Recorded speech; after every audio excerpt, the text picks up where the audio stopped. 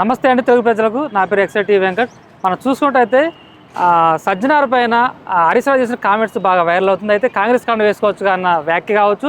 ఇంకోటి అనసూయ సంధ్యారెడ్డి పైన A1గా పైన ఆ కేసు పెట్టినట్టు తెలుస్తుంది. దీంట్లో ఎంతమంది ఉన్నారు, ఈ అన్ని వివరాలు మనం తెలుసుకునే ప్రయత్నం చేద్దాం. మనతో పాటు ఓయూ మైపాలన్ ఉన్నాడు, అడిగి తెలుసుకుందాం. అన్న నమస్తే. అన్న చూసుకుంటే ఇప్పుడు హరీష్ రావు ఏదైతే సజ్జనార్ పైన కామెంట్ చేశాడు, దీనిపైన కావచ్చు, ఇప్పుడు సంధ్యారెడ్డి పైన కూడా కేసు నమోదైన హరీష్ రావు ప్రవర్తన మీద, హరీష్ రావు మెంటాలిటీ మీద, అనసూయ మెంటాలిటీ మీద మనం మాట్లాడదాం. రైట్. ఇప్పుడు హరీష్ రావు సజ్జనార్ మీద కామెంట్ చేసే కంటే ముందు ఒక ఎన్టీవీ జర్నలిస్టులను అరెస్ట్ చేసినందుకు ఆయన ఎంత బాధపడుతుండో ఒకసారి మీరు చూడండి. దీని తర్వాత మనం మాట్లాడదాం.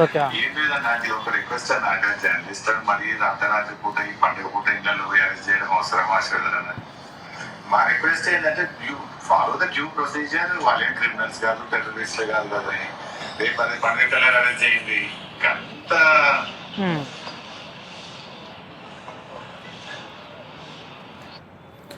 ఇది హరీష్ రావు గారి మాటలండి. మరి ఇదే హరీష్ రావు నాగార్జున సాగర్ లో నన్ను కిడ్నాప్ చేసి అర్ధరాత్రి వరకు పోలీస్ స్టేషన్ ఉంచుకున్నప్పుడు నీ నోట్లే మరి ఏం పెట్టుకున్నావు? నీ నోట్లే మన్ను పోసుకున్నావు హరీష్ రావు అని అడుగుతున్నాం. మేము అప్పుడు కనవలేదా కంటికి? అదేవిధంగా మనతో పాటు అనేక మందిని అప్పుడు ప్రశ్నించిన వాళ్ళందరినీ, తీన్మార్ మల్లనని కావచ్చు, మన తొలి వెలుగు రఘును కావచ్చు, లేదంటే దాసరి సీనన్నను కావచ్చు, జిఎస్ఆర్ ఛానల్ వాళ్ళని కావచ్చు, మిమ్మల్ని కావచ్చు, వాహిని వాళ్ళని కావచ్చు, అనేక మందిని ఎన్ని రకాలుగా గోసపుచ్చుకొని అన్ని రకాలుగా గోసపుచ్చుకున్నారు. ఒక అబ్బాయి సూర్యాపేటలో ఉంటాడు, శ్రీను నాయక్ అని. అర్ధరాత్రి తీసుకుపోయి ఇష్టం నన్ను కొట్టి 2 రోజులు. నేరేళ్ల బాధితులను కూడా అర్ధరాత్రి తీసుకుపోయి హరీష్ను కానీ ఇంకా మిగతా వాళ్ళని కానీ ఎస్సీలను బీసీలను ఊచకొత్త కోసినప్పుడు హరీష్ రావు ఏం చేసిండు అంటున్నా? అంటే వాళ్ళ తప్పులు ఆ రోజు మీరు బయట పెడుతున్నారు, అందుకోసం మిమ్మల్ని అపాయింట్ చేశారు. మరి ఇవాళ పరిస్థితి ఏంది అంటే హరీష్ రావు చూడు, అధికారం ఉంటే ఒకలాగా, అధికారం లేకపోతే ఒకలాగా. ఇది పక్కన పెడితే ఇప్పుడు మీరు అన్నారు కదా సజ్జనార్ గారిని హరీష్ రావు అన్నట్టు కాంగ్రెస్ కండు వేసుకుంటూ వినాలా? ప్రభుత్వం చర్యలు తీసుకుంటే సజ్జనారు కాంగ్రెస్ కండు రాదే ఏం మాట్లాడుతున్నాను? మీ డీజీపీ నువ్వు ఏం చెప్తున్నది? చట్టాన్ని అమలు చేస్తున్నాం. మరి ఆనాడు కేటీఆర్ గారి మీద అడ్డగోలుగా మంత్రి సురేఖ మాట్లాడినాడు, నీ చట్టం ఏమైంది? ఇప్పుడు సజ్జనార్ గారు, ఇప్పుడు నేను బయటకు వచ్చిన ఒక విషయం ఏం తెలుసా? సినిమా హీరోలను నేను ఇష్టం వచ్చినట్టు తిట్టిన. ఏమని? ఎక్కడున్నాడు రేసు గుర్రం డుగ్డుగ్డుగ్ అని వస్తాడు, ఎక్కడున్నాడు బాహుబలి ఈ చెట్టు నుంచి ఆ చెట్టు మీదకి పోతాడు అన్నాం. ఎక్కడ పోయిండు శ్రీమంతుడు అన్నాం, విక్రమార్కుడు ఎక్కడన్నాం, బిగ్ బాస్ నాగార్జున ఎక్కడన్నాం, చిరంజీవి గారిని కూడా అడిగినాం. రీజన్ ఏంది? అప్పుడు దిశ సంఘటన అప్పుడు అర్ధరాత్రి ఆమె మీద అఘాయిత్యం చేసి ఆమెను లేకుండా చేస్తే ప్రశ్నించి దోషులను శిక్షించాలి, అరెస్ట్ చేయాలన్నాం. ఆ తరపున మీరే బాగా మాట్లాడారు, మీరే బాగా మాట్లాడారు. ప్రశ్నించడం మీరే హీరోలను కానీ, కేసీఆర్ ను కానీ, పోలీసు వాళ్ళని కానీ, ప్రభుత్వాన్ని కానీ అందరినీ ప్రశ్నిస్తే పోలీసు వాళ్ళు 100 మంది ఉస్మానియాకి వస్తే నేను ఢిల్లీకి పోయినా. ఢిల్లీ ఎయిర్పోర్ట్ లో ఫ్లైట్ దిగి ఎయిర్పోర్ట్ లో అడుగు పెట్టినో లేదో, దిశ మీద ఆరోపణలు అయితే ఎవరి మీద అయితే వచ్చినాయో వాళ్ళని ఎన్కౌంటర్ చేసిరని. ఆ ఎన్కౌంటర్ చేసింది ఎవరు, దానికి అధ్యక్షత వహించింది ఎవరు అంటే సజ్జనార్ గారు. అప్పుడున్న ప్రభుత్వం ఎవరిది అంటే బీఆర్ఎస్, కేసీఆర్ ముఖ్యమంత్రి, హరీష్ రావు కూడా మంత్రి. మరి ఆ రోజు సజ్జనార్ ను ఎందుకు ప్రశ్నించలేవు? ఆ రోజు పొగిడారు, మరి పొగిడిర్రు, ఆహా ఓహో అన్నారు. ఇదే కేటీఆర్ కూడా ఆడపిల్లల జోలికి వస్తే మేము ఏం చేసినామో మీకు తెలుసు కదా అన్నాడు. అంటే కేటీఆర్ సజ్జనార్కు ఫోన్ చేపించి వాళ్ళని ఎన్కౌంటర్ చేయమన్నాడా? కేసీఆర్ చెప్పిండా? హరీష్ రావు చెప్పిండా? మరి అప్పుడు బీఆర్ఎస్ కండు వేసుకొని ఎవరు అనలేదే? అంటే మీ ప్రభుత్వం చెప్పినప్పుడు సజ్జనార్ గారు మీరు కాల్చమంటే కాల్చాలి అని అనుకుంటారు ప్రజలు. ఇప్పుడు ఆయన కేసు ఎదుర్కొంటుండు. ఇప్పటికి కూడా మానవ హక్కుల చట్టం ప్రకారం అసలు నీకు అట్లా చంపే హక్కు లేదు కదా. ఏదైనా ఉంటే కోర్టు ద్వారా ఫాస్ట్ ట్రాక్ కోర్టు తీసుకొచ్చి 1 రోజులలో ఉరిశిక్ష ఇస్తే అయిపోతుండే. ఇది చేయకుండా ఇట్లా చేసినావు సజ్జనార్ అంటే, లేదు సజ్జనార్ మంచి పని చేసిండని ఇదే కేటీఆర్, హరీష్ రావు, కేసీఆర్ అన్నారు. ఇప్పుడేమో కాంగ్రెస్ కండు కప్పుకో సజ్జనార్ అంటారు. అప్పుడు మంచి అంటే మీరు ఆడిచ్చినట్టు ఆడాలి. ఇప్పుడు ఇలా ప్రభుత్వం ఆడిచ్చినట్టు ఆడరా? మీరు నేర్పిన విద్యనే కదా నీరజాక్ష అన్నట్టు. అంటే అప్పుడు మంచిడట్టండి, ఇప్పుడు చెడ్డట్టండి సజ్జనారు. హరీష్ రావు రెండు మూతుల పాము అంటారు హరీష్ రావును. అవును, రెండు మూతుల పాము ఇట్లా. అది కరెక్ట్ అని హరీష్ రావు ఇప్పుడు ఒక సజ్జనారు పట్టుకొని సిపి సజ్జనారు పట్టుకొని కాంగ్రెస్ కాండ వేసుకోవచ్చు భయ అంటుండు. పోలీస్ ఆఫీసర్ భయ గౌరవం కూడా లేదు ఆయనకి. నువ్వు మాజీ మంత్రి, ఇప్పుడు మంత్రి కాదు, నువ్వు మంత్రి అయినా అవును ఆయన ఒక ఐపీఎస్ ఆఫీసర్. అవును, ఆయనకు గయ్యి కండు వేసుకో. మరి నేనంటున్నా హరీష్ రావును, సజ్జనార్ గారు కాదు కాంగ్రెస్ కండు వేసుకోవాల్సింది. నీకు దమ్ముంటే హరీష్ రావు వేసుకోవాలంటున్నా. కాంగ్రెస్ కండు హరీష్ రావు కాంగ్రెస్ కండు వేసుకో, నీకు దమ్ముంటే నువ్వు వేసుకోవు. సజ్జనార్ని ఎట్లా వేసుకోమంటావు? నువ్వు ముందు వేసుకో, హరీష్ రావు ముందు వేసుకొని రండి సజ్జనార్ గారు మీరు కూడా వేసుకోరానండి. నువ్వే వేసుకోనప్పుడు సజ్జనార్ ఎట్లా వేసుకుంటాడు ఒక డ్యూటీలో ఉన్న ఆఫీసర్? ఇది సాధ్యమా? కాదు. ఆయన రాజీనామా చేయకుండా, అవును, బయటకు రాకుండా ఒక పార్టీ కండు వేసుకోవడాన్ని ఎట్లా సమర్థిస్తాడు? తప్పే, అది రాజ్యాంగ విరుద్ధం కదా. కండు వేసుకుంటే సజ్జనార్ గారు ఇప్పుడు కండు వేసుకుంటే అది రాజ్యాంగ విరుద్ధం అవుతుంది. ఒక పోలీస్ ఆఫీసర్ కానీ ఏ ప్రభుత్వాధికారి కానీ ఏ పార్టీ కండు వేసుకోకూడదు అంటే ఇల్లీగల్ పని చేయమంటున్నావా? అంటే కనీసం హరీష్ రావుకు మైండ్ దొబ్బినట్టు అనిపిస్తుంది. 6 అడుగుల బుల్లెట్ అంటారు, ఆయన బుల్లెట్టా తుపాకా? మరి 6 అడుగుల బుల్లెట్ కు ఆ బుల్లెట్ కున్నంత మెదడన్న పని చేయాలి కదా. సజ్జనార్ గారితో మీరు ఎన్కౌంటర్ చేయించారా లేదా దిశ బాధితులను? ఓకే, ఇంకా తన వెనకాల ఎవరుండే వాళ్ళందరిని ఎందుకు బయటకు తీయలే? ఆ రోజున్న లారీ ఓనర్ ఉన్నారని ఆలోచన అన్నారు అప్పుడు. ఆయన ఎవరో తెలియదు, ఇప్పటిదాకా బయటకు తీయలే.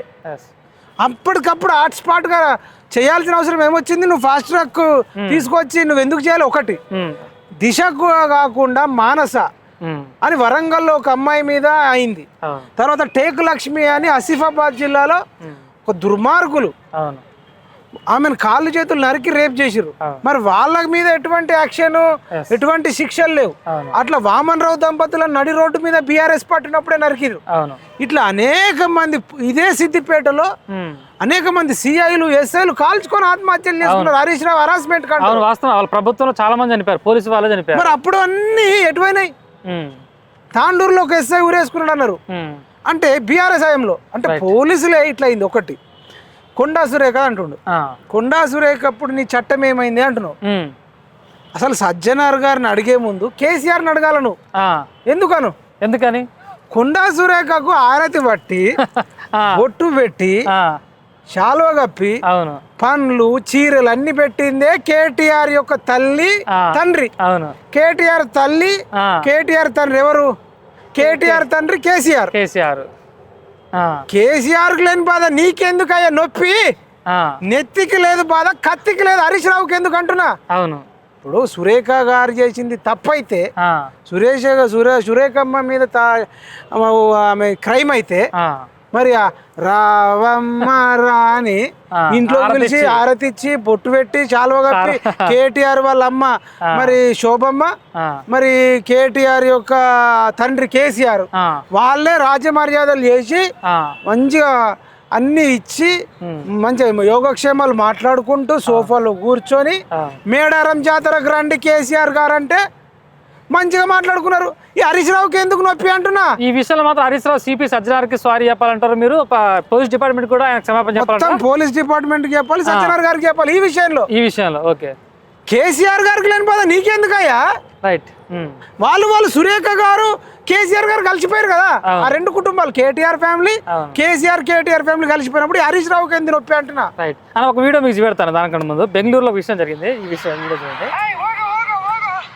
ఎవరు అమ్మాయి షార్ట్ మీద ఉంది? బెంగళూరులో వెళ్తాంటే ఒక అమ్మాయిని కామెంట్ చేశారు.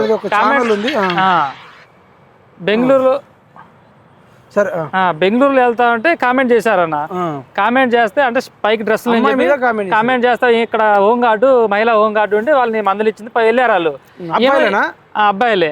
అయితే అబ్బాయిలు వెళ్ళిపోయిన తర్వాత ఏమని ఎందుకు అంత పైకి వేసుకున్న డ్రెస్, వీళ్ళు మంచి డ్రెస్ వేసుకొని నీకు ఇబ్బంది వచ్చేది కదా, వీళ్ళ కామెంట్ చేస్తారు కదా అని చెప్పి ఏం మంచి చెప్పినందుకు ఆమె ఏమైపోయినా మహిళా హోంగార్డు పైన కూడా దాడి చేసింది, జుట్టుపెట్టి లాగి కొట్టింది. దాన్ని మీరు ఎలా చూస్తారు? ఇక్కడ చూసుకున్నట్లయితే మనం తెలంగాణ 2 తెలుగు రాష్ట్రాల్లో కూడా ఆ టాపిక్ నడుస్తుంది. మీకు తెలుసు ఆ విషయం, ఏది అనసూయ మాట్లాడిన విషయం కూడా మీకు తెలుసు.